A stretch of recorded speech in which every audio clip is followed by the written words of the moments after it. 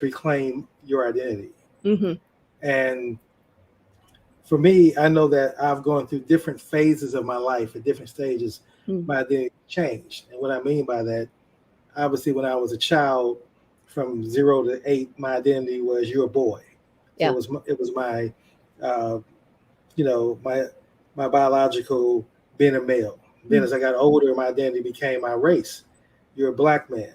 Yeah. And that became my identity and my focus. And as I got older, my identity, and I got my career, my identity became my profession. You were a system engineer. So that became my identity. Then as I got older again, the next transition was now my identity is I got personal growth.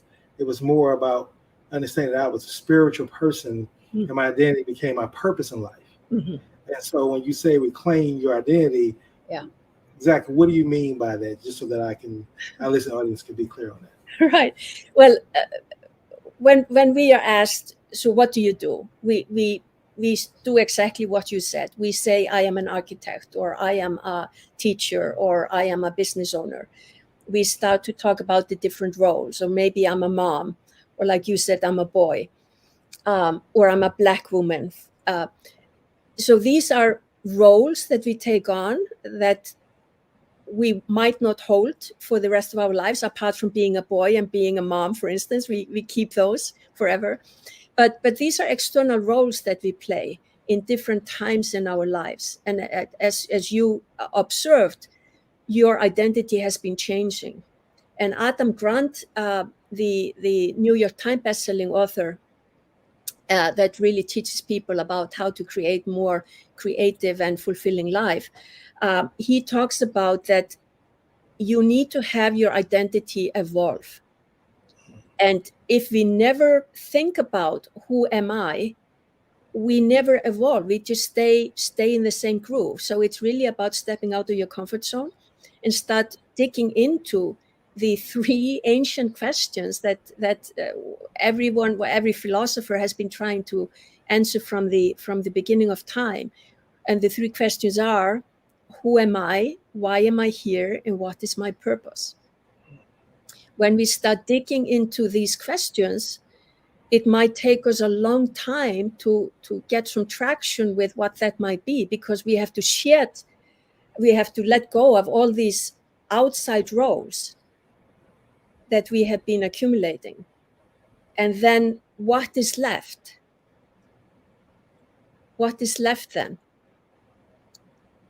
I'm a human being, okay, and what is this being? Could we say I am energy? Einstein says everything is energy. And in a way, this relates to the true power that I talk about. When we start digging into the question, who am I? We might start to look at the self. The self, and the self is made of three different parts. One part is the small self that we often call ego. It's the personality structure that we are all born with. And then we are said to have the soul. And then the third part is the big mind, or the source. So all these three parts are part of the self. And if I am the self, then I have a soul, I have a personality, and I'm also part of source. So what if my identity is that I am the creator, or I am source? Rumi talked about that we are a drop in the ocean, but there is also ocean in the drop.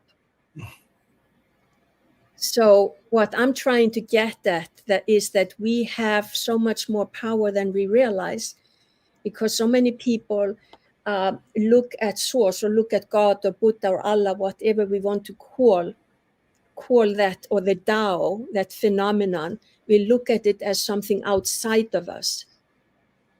And I am pointing out that what if it is inside of us? What if it is us? And we all have that connection, and that creates that oneness, that we are all part of the same thing, which is creation. The connecting with intent formula. Strategy plus connections plus systems plus value equals capital. Social first, and social capital creates financial capital.